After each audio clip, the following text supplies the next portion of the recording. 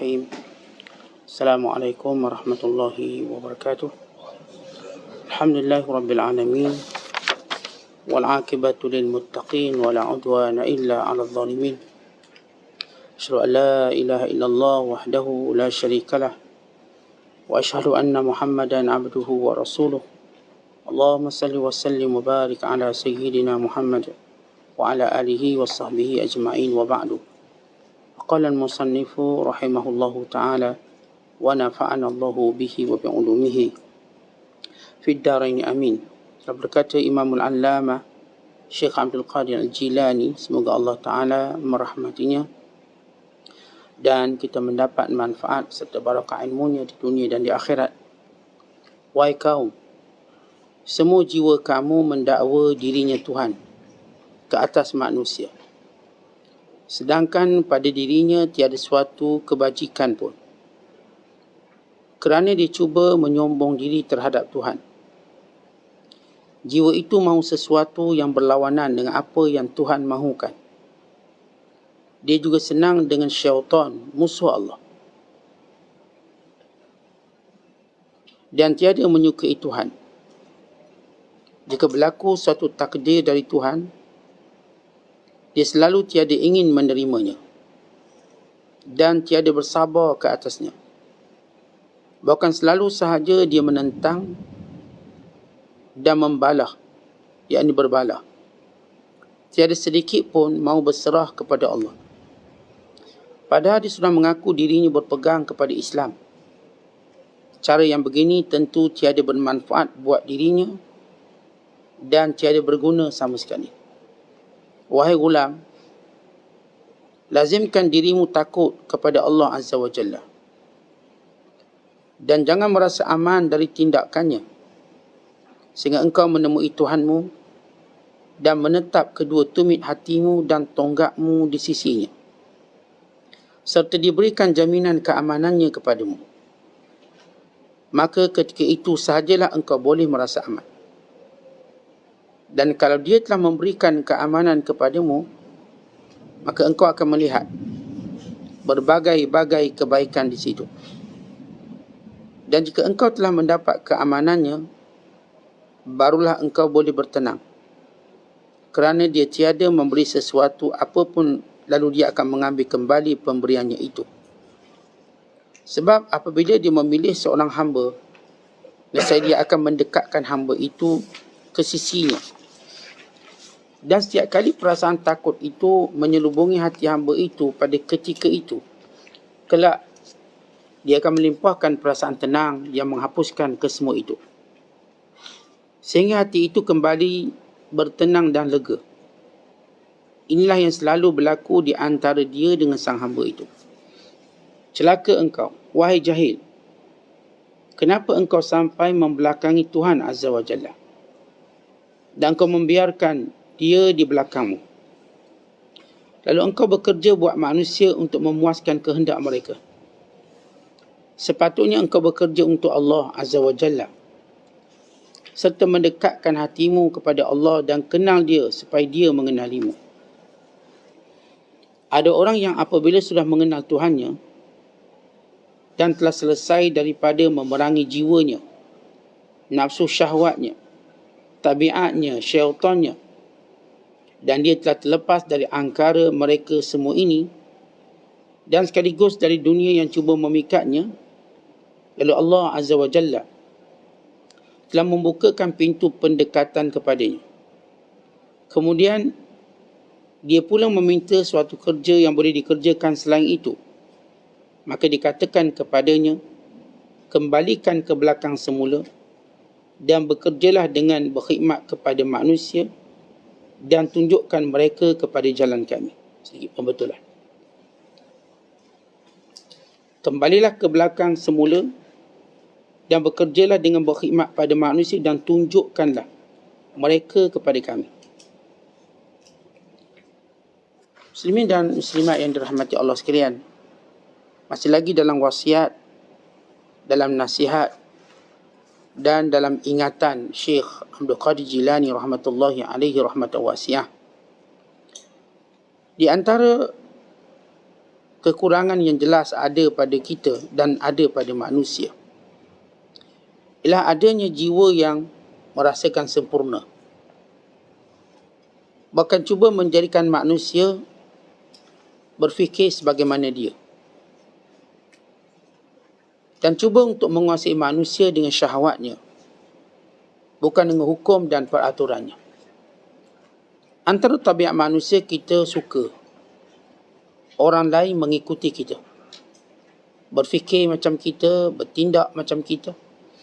Bahkan kita memarahinya bila dia tidak seumpama kita, dia tak macam kita.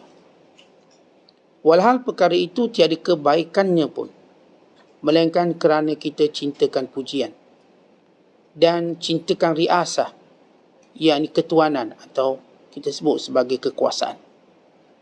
Walau kita diajar oleh Allah Ta'ala membawa manusia kepada kehendak Allah, bukan kehendak kita. Membawa manusia kepada taat Allah, bukan taat kita. Membawa manusia memuji Allah, bukan memuji kita. Membawa manusia takutkan Allah, bukan takutkan kita. Membawa manusia hormatkan Allah, bukan hormatkan kita. Tetapi dek kerana jiwa dan nafsu kita, kita ingin menguasai manusia dengan acuan kita, dengan syahwat kita. Akhirnya wujudlah penyelewengan, wujudlah ta'assub membabi buta, wujudlah penyelewengan syariat tanpa disedari. Dan ini berlaku kepada ramai manusia yang bila baginda sallallahu alaihi wasallam mengatakan bahawa di akhir zaman nanti keluar dajjal yang banyak. Sebelum keluar dajjal yang terbesar, maka ada 30 dajjalun, 30 dajjal yang lain. Yang kesemua dajjal ini sifatnya ialah menyuruh manusia mempertuhankan dia. Dengan cara macam mana? Bila Adi bin Hatim radhiyallahu ta'ala anhu, waktu Kristiannya, dan Nabi SAW berdakwah kepadanya dalam keadaan dia masih memakai rantai salib.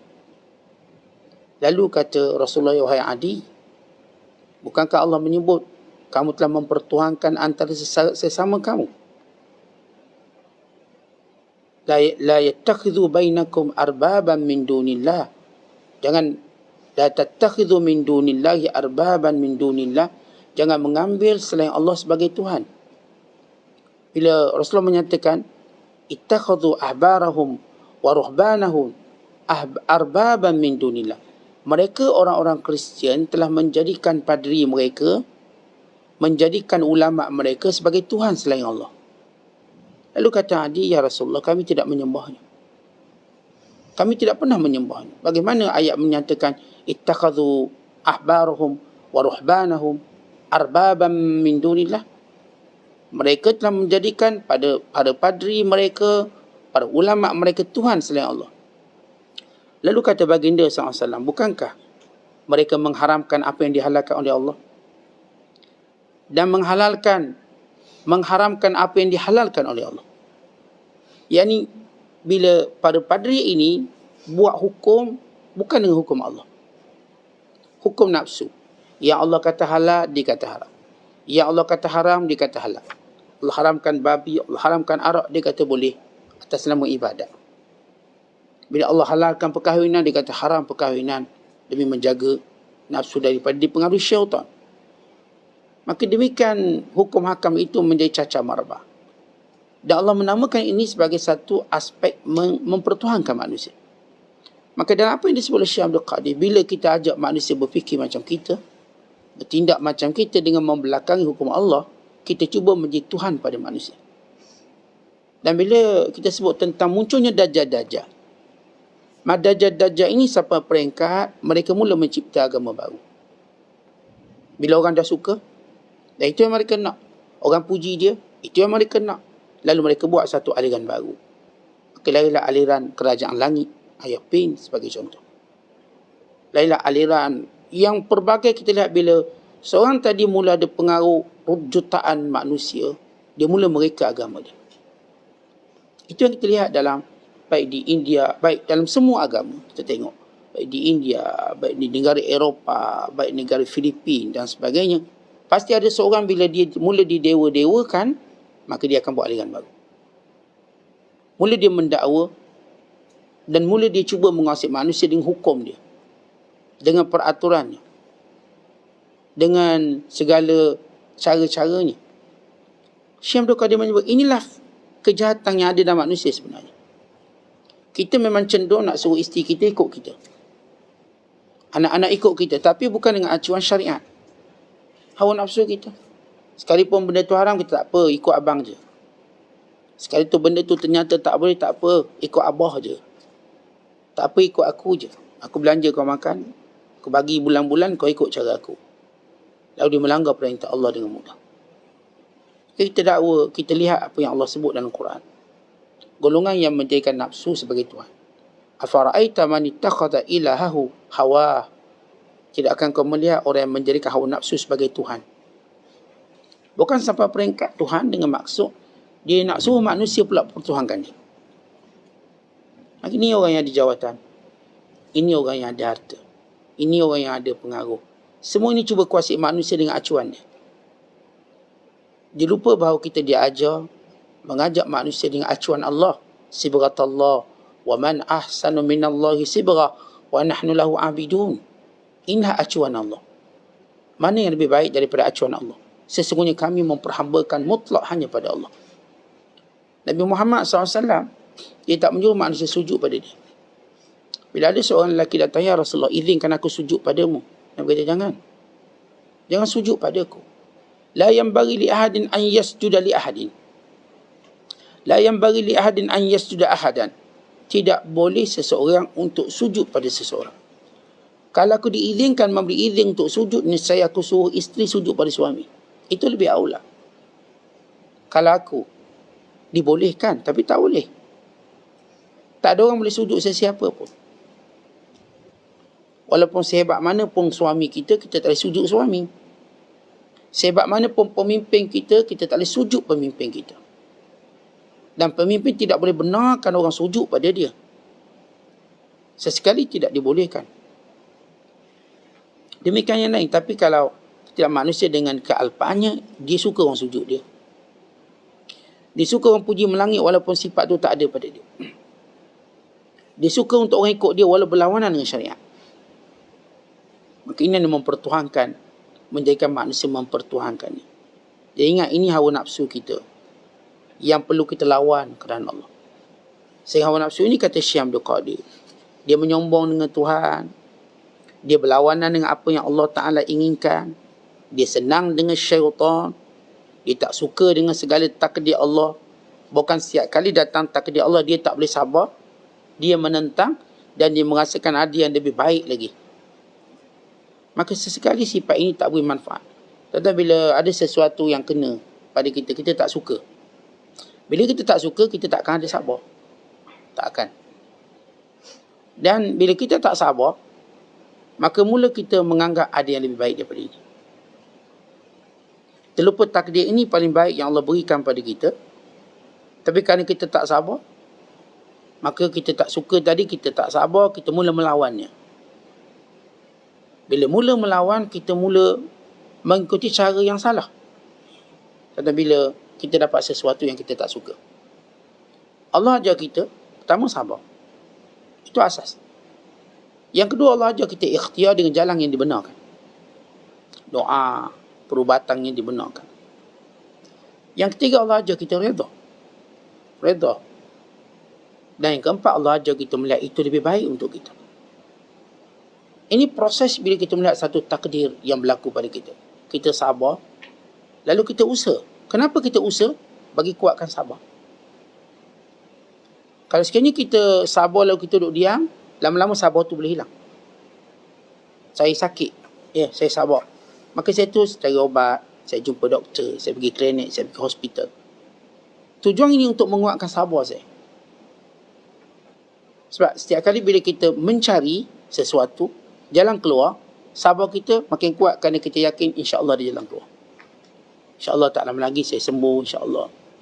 Dengan kaedah yang memang diajar oleh agama kita. Bila baginda sallallahu alaihi wasallam menyatakan, ya ibadallah tadawu, wahai hamba Allah, berubat. Kenapa ataupun apa tujuan berubat? Untuk jadikan sabar kita lebih kuat. Sebab tu bila kita berubat, kita ada confident. Kita ada ketenangan. Umpama tak ada duit, sabar tak ada duit, tapi Allah suruh kita usaha cari. Bila cari, kita lebih tenang. Tenang cari. Adalah tu kat mana-mana. Tapi kalau kita tak ada duit, kita duduk rumah, tak apalah, sabar je lah. Sabar tu akan hilang. Sikit demi sedikit, was-was syaitan mula masuk, akhirnya hilang sabar. Jadi setiap kali kita diuji oleh Allah dengan satu ujian, ya sabar itu pintu masuk dia. Diikuti dengan usaha atau ikhtiar. Kemudian kita redha. Kerana barangkali perlukan masa yang panjang, kita redha. Kemudian yang keempat, kita nampak ini paling baik. Ya baik sebenarnya. Kita mula mencari kebaikan di mana? Bagi orang berjaya, masalah itu datang bawa kebaikan. Bagi orang yang gagal, masalah itu datang bawa sifat putus asa. Dan manusia yang berjaya, dia melihat masalah itu peluang. Dia tak lihat pun masalah itu beban. Masalah ni peluang. Bos, ada masalah bos. Masalahnya bos gini. Oh, itu peluang baru. Bukan masalah. Itu peluang. Atau kalau orang belajar ilmu bisnes, ilmu perniagaan dan sebagainya, ni peringkat level tertinggi, mereka menganggap setiap masalah itu ialah peluang. Bukan masalah. Orang level bawah je, masalah tu masalah lah. Berhenti kerja. Orang level besar, dia akan nampak masalah ialah peluang. Dalam Islam dia ajar tuan-tuan. Masalah yang kita maksudkan yang kita tak suka. Kalau kita nak definisikan masalah, apa itu masalah? Yang kita tak suka, itulah masalah. Yang tuan-tuan suka bukan masalah. Tuan-tuan tak suka ni. Tuan-tuan balik rumah, kita kata, okey dah siap sarapan. Belum bang. Bihun tak ada. Oh, masalah ni. Apa masalah? Sebab kita kena beli. Masalah. Kita tak suka. Tapi kalau kita nampak ini masalah ni, oh ini masalah yang boleh kita selesaikan dengan peluang lebih baik. Kalau awak tak masak, kita nampak ada kedai yang paling baik untuk kita pergi makan. Sebab kita dah vaksin 2 belaka kan, kita makan kedai. Oh, ni lagi sedap.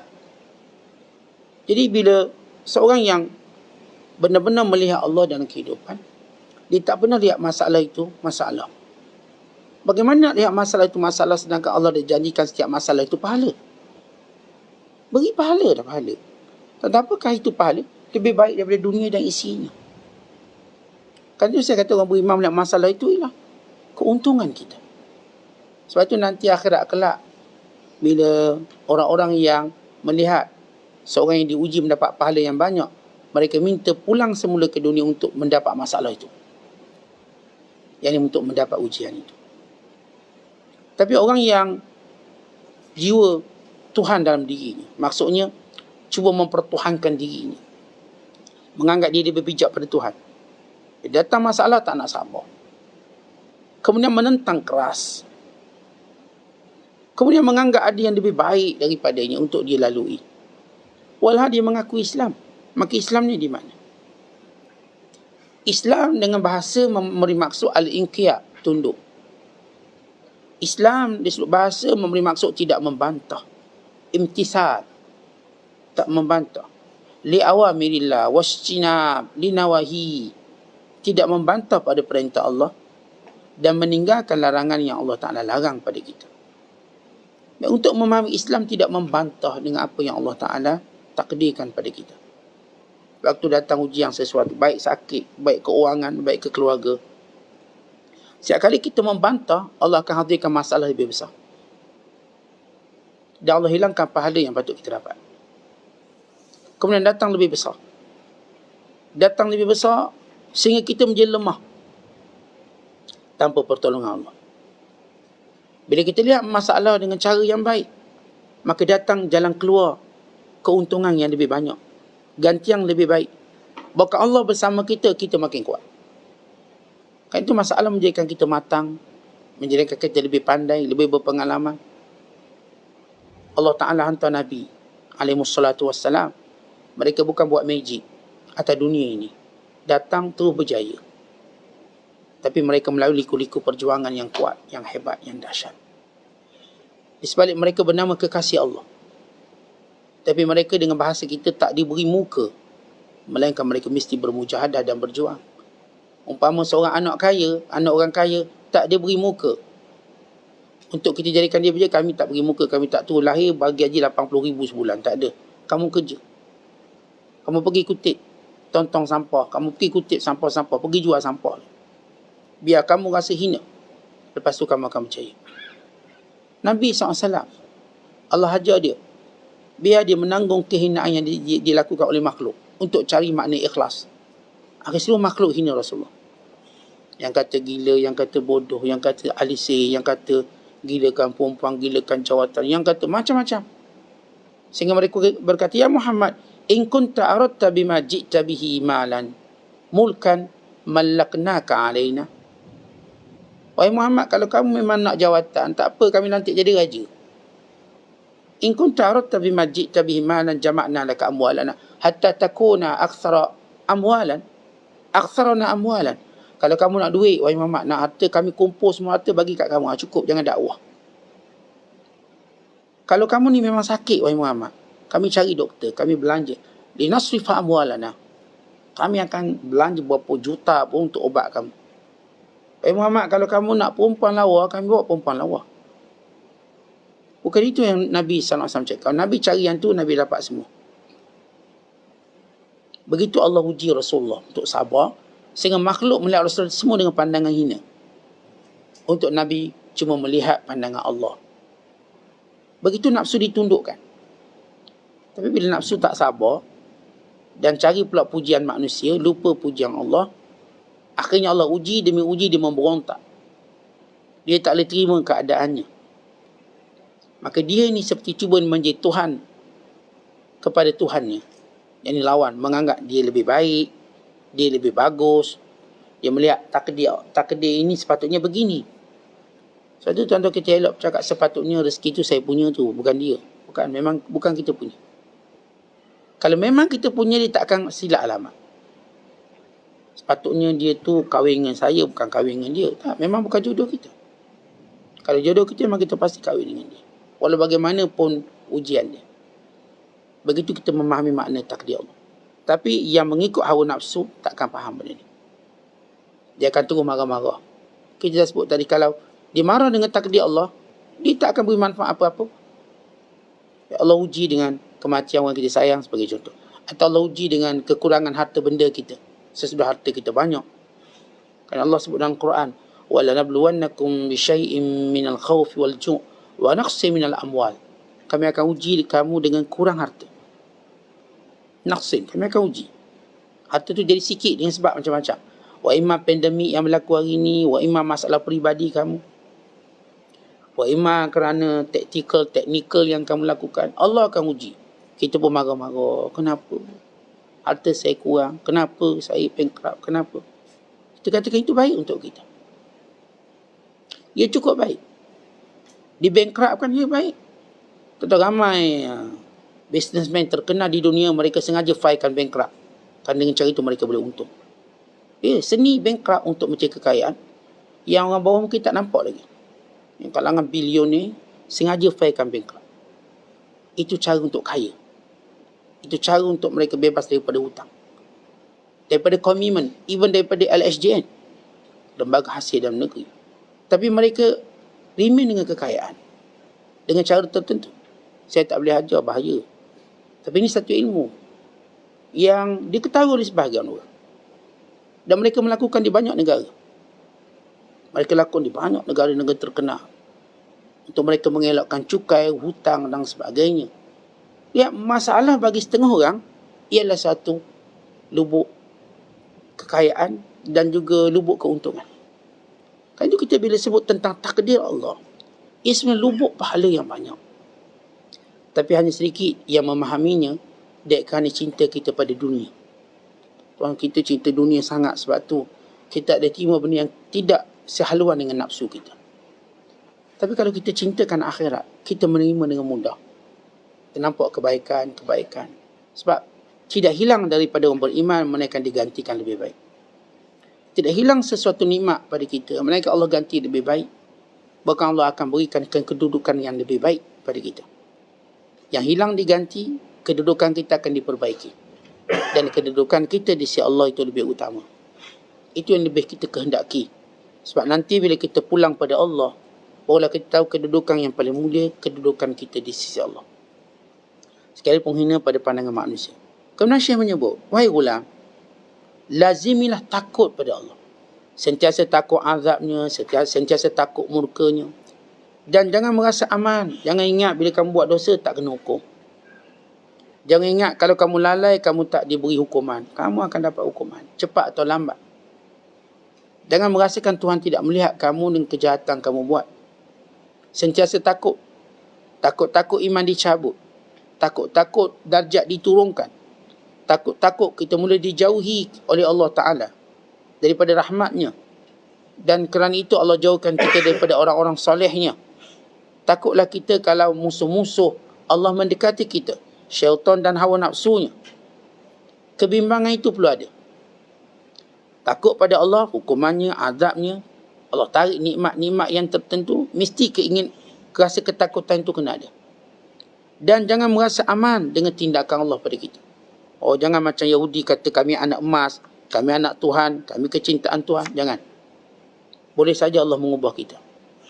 Itu doa yang kita ajar, yang diajar kepada kita oleh Nabi SAW. Ya muqallibal qulub, sabbit qalbi ala dinik.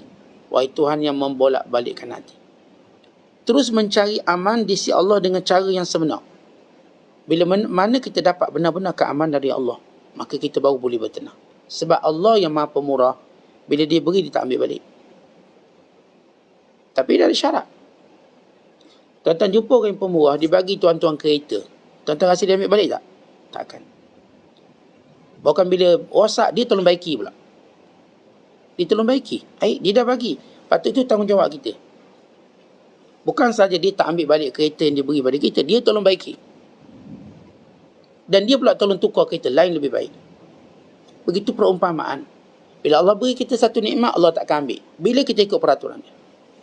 Kita jangan tinggalkan wajibnya. Kita jangan mendekati haramnya. Bila kita nampak jiwa kita istiqamah, maka kita boleh aman. Allah tak akan ambil balik sesuatu yang Allah beri pada kita. Hidayah yang Allah bagi, Allah tak akan ambil balik. Dengan sifat pemurah Allah. Tapi kebimbangan kena ada asas dulu. Sehingga kita nampak Allah makin mendekatkan kita padanya, maka kita boleh bertenang ketika itu.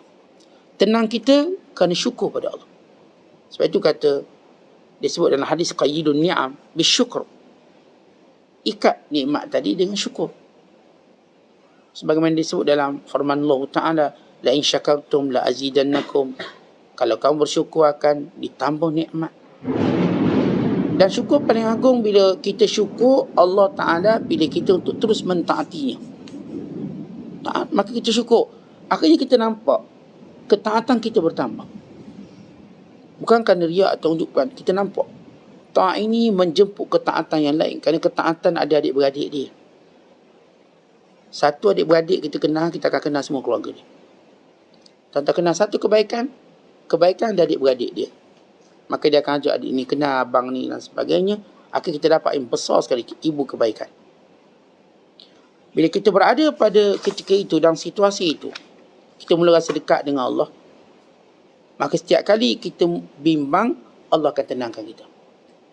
Kita bimbang, nanti Allah hukum aku, dosa dan sebagainya. Maka datang sesuatu yang menenangkan. Allah itu pengasih, penyayang. Datang wawasan kebaik. Bila kita fikirkan nanti bimbang, takut dicabut iman. Lalu Allah itu kan pemurah. Sesuatu yang diberi tak akan diambil balik. Tenang balik. Dia ada penenang dalam diri kita. Bukan nafsu yang tenangkan kita. Sebab kita ni ada dua sifat yang perlu ada. Bagi orang beriman. Al-khawf dan ar-raja. Sifat takut dan sifat harap. Takkanlah aku buat ni Tuhan tak bagi pahala. Allah tu Maha Pemurah. Kan ada pahala. Ya, bila kita solat mungkin ada kekurangan. Tapi kita yakin dengan kemurahan Allah. Allah akan menerima dan akan mengganjari dengan baik. Maka kita mula berada dalam ketenangan tadi. Ini proses yang kita nak berlaku pada diri kita. Macam mana kita boleh tenang? Bila kita mendapati kebaikan, kita mula naik. Bila kita dapati tak ada benda yang paling kita benci selain kejahatan. Maka kita bertenang waktu itu. Kerana Allah jadikan kita istiqamah. Allah tak jadikan dalam ketaatan itu ada masyakkah, ada kesukaran. Bukan dalam ketaatan itu mula ada kemanisan. Dan mula ada kekhusyukan. maka kita tenang. Tenang kita kerana bersyukur. Kerana rahmat Allah, bukan sombong. Bukan tenang, aku dah baik ni. Bukan. Tenang tadi kerana syukur. Umpama seorang yang bisnes, orang yang berniaga, bila dia nampak ni untung, dia mula tenang. Alhamdulillah, syukur pada Allah. Bukan kerana dia rasa, saya dah pandai sekarang, saya dah bijak. Bukan, dia syukur pada Allah. Maka ketika itu tak ada benda yang boleh takutkan dia. Dia datang, semua rezeki ini datang kepadanya dengan mudah. Tanpa perlu difikirkan. Dia cuma terus menjalankan perintah Allah. Terus mentaati Allah. Kemudian kata Syekh, celaka engkau, wahai orang jahil yang membelakangi Allah. Kamu bekerja untuk manusia, bukan bekerja untuk Allah. Hati kamu cuma kenal manusia, tidak kenal Allah. Yang sepatutnya kamu bekerja untuk Allah. Dekatkan hatimu pada Allah supaya Allah kenal kamu. Tetapi bila kita sebut Allah kenal kita, ya Allah kenal semua makhluk. Tapi kenal di sini makna kenal kasih sayang. Umpama kalau orang tu, ada orang kita kenal kerana ilmu. Tahu, ni fulan bin fulan. Tapi kita tak ada apa pun kasih. Ada orang kita kenal dengan maksud kita rapat dengan dia. Saya kenal dia tu. Kawan saya sekolah dulu, rapat. Ada maksud kenal, musuh. Saya kenal dia. Musuh. Tapi orang kenal kerana musuh, dia sentiasa merasakan pada situasi tertentu dia tak mengenalinya. Saya tak kenal dia. Kenapa bila kita benci, kita kata saya tak kenal dia. Walau kita kenal. Kita menafikan kenal dengan maksud tak nak beri perhatian. Dia kita tak berdosa. Berdosa tak saya seorang yang saya musuhi, saya kata saya tak kenal dia. Ya, kalau ia maksudkan tak kenal, dan saya tak akan beri perhatian pada dia. Betul. Kerana kalimah itu memang digunakan dalam percakapan. Saya tak kenal dia. Untuk menunjukkan kita tak nak beri perhatian pada dia, tak nak pedulikan dia. Bila Allah Ta'ala sebut ada kalangan hamba Allah, Tuhan tak akan cakap dengan dia. Macam mana Allah tak cakap? Maksudnya cakap kasih sayang. Tak ada. Tak akan bercakap dengan kasih sayang. Tak akan kenal dia. Dalam hadis yang dikeluarkan oleh Imam Tirmidzi, Nabi kata, ta'arraf ilallah fi rakha ya'rifka fi syiddah. Kenali Allah waktu senang, Allah kenali kamu waktu susah. Baik, di situ berlaku pengenalan kita. Kita nak sampai Allah kenal kita. Yakni Allah rahmati kita. Kenal Allah pada kita, yakni Allah Ta'ala tak biarkan kita dalam kesengsaraan kita. Allah tambah kesabaran kita. Allah tambah pengharapan kita padanya. Maka Allah tunjukkan kepada kita jalan yang lebih baik daripada apa yang kita inginkan. Kita bila tengok satu masalah, kita ada jalan kita nak. Tapi Allah tunjuk jalan yang lebih baik. Jalan yang ni kita tak nak jalan ni. Tapi Tuhan tunjuk jalan ni. Ternyata ia lebih baik. Ia lebih mengharmonikan. Dia lebih menenangkan jiwa kita. Ini bila kita kenal Allah. Kemudian kata Syekh, ada orang, bila dia sudah kenal Allah, dan dia dah berjaya memerangi hawa nafsu dia, satu, tabiat, satu benda yang rutin yang dia lakukan. Dan kebiasaan orang lakukan. Tabiat umpama, kalau kita sebut tabiat bermain. Orang pun main, kita pun main. Dan kita pun tak ikut tabiat itu. Tabiat budak-budak, berlari sana, berlari. Kita tak ikut tabiat itu. Dia ada benda bernafsu, yang kita katakan berlawan dengan syariat. Ada benda bersifat tabiat. Tabiat ialah benda-benda yang nafsu lakukan secara rutin. Keinginannya. Seperti saya sebut, keinginan untuk bermain, keinginan untuk berehat panjang, tidur lama, santai-santai. Tapi dia berjaya menangani tabiat. Dia tak tidur lama. Dia tak kenyang lama. Benda-benda yang tak dicela pun, tapi dia keluar daripada tabiat tadi. Dan juga syaitannya. Dan segala was-was syaitannya. Apa sahaja yang bercanggah dengan perintah Allah, itu syaitan. Allah kata halal, dia kata haram, syaitan. Allah kata boleh, dia kata tak boleh, itu syaitan. Maka lazimi dirinya untuk ikut apa yang Allah perintahkan. Setiap kali dia ikut perintah Allah, dia jauh pada syaitan. Dan setiap kali dia lupa Allah, maka dia dekat dengan syaitan. Sehingga jadi dia, yang disebut oleh Allah, istahwaza alaihimus syaitan fa'ansahum zikrallah. Mereka telah dikuasai oleh syaitan. Kerana itulah mereka lupa ingat Allah. Nak tahu kita dikuasai syaitan? Tengok sejauh mana kita ingat Allah. Ingat Allah bagaimana? Waktu mana ada halal dan haram, apakah kita ingat Allah? Itu minimum ingat Allah. Minimum seorang disebut ingat Allah bila benda haram ditinggalkan, dia sedang ingat Allah.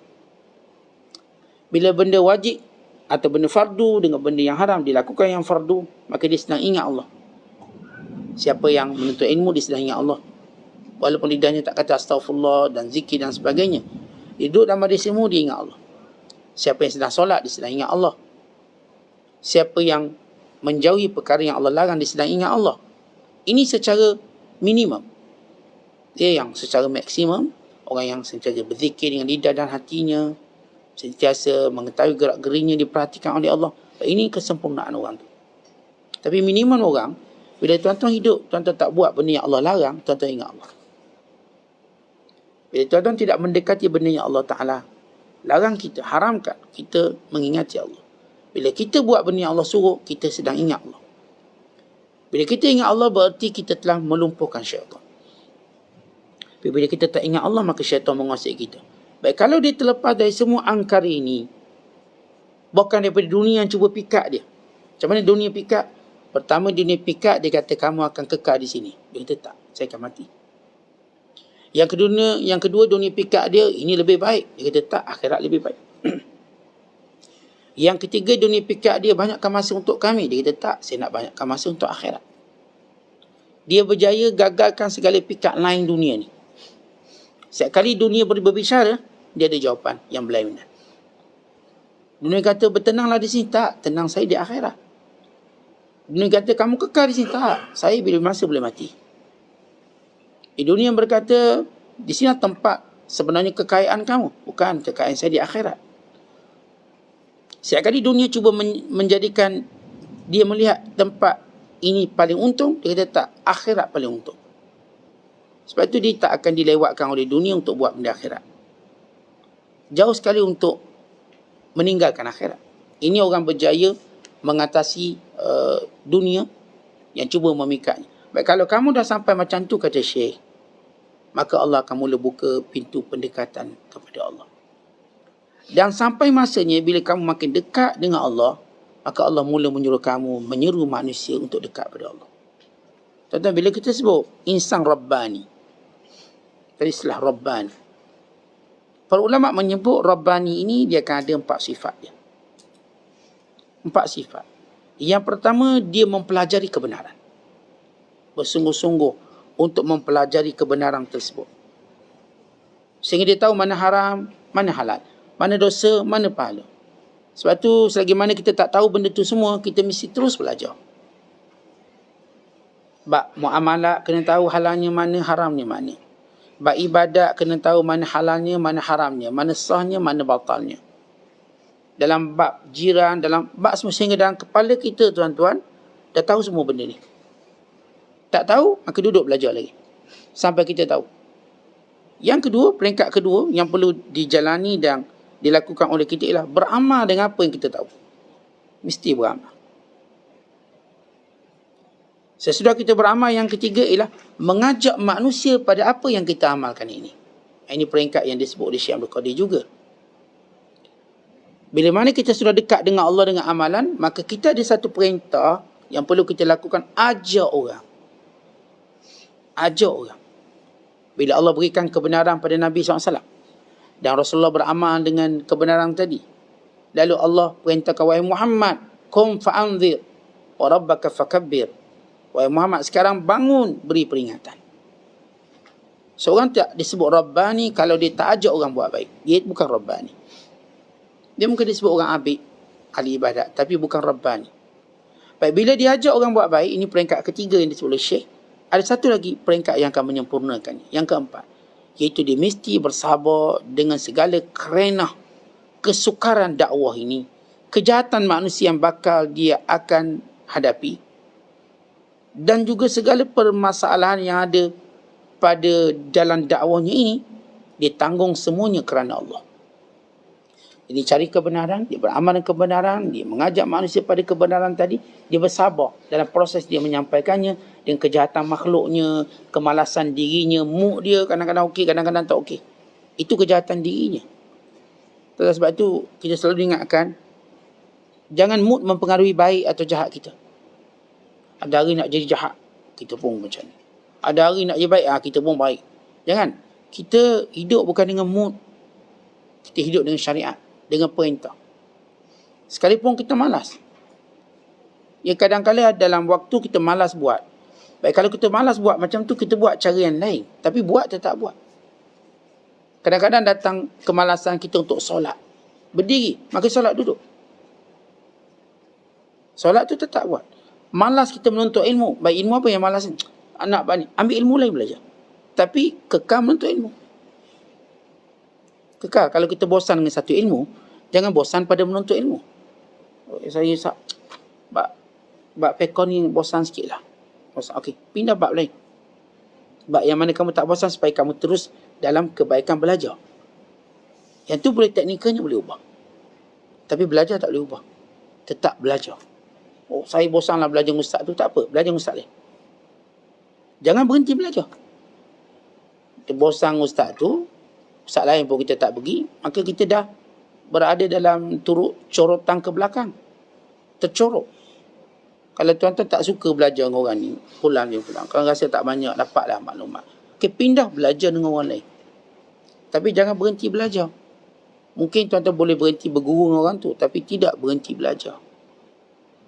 Tuan-tuan mungkin boleh berhenti, ataupun saya dah macam bosan untuk buat ibadat ni, tapi jangan berhenti beribadat. Mungkin ditukar-tukar ibadat yang lain. Tapi berhenti jangan.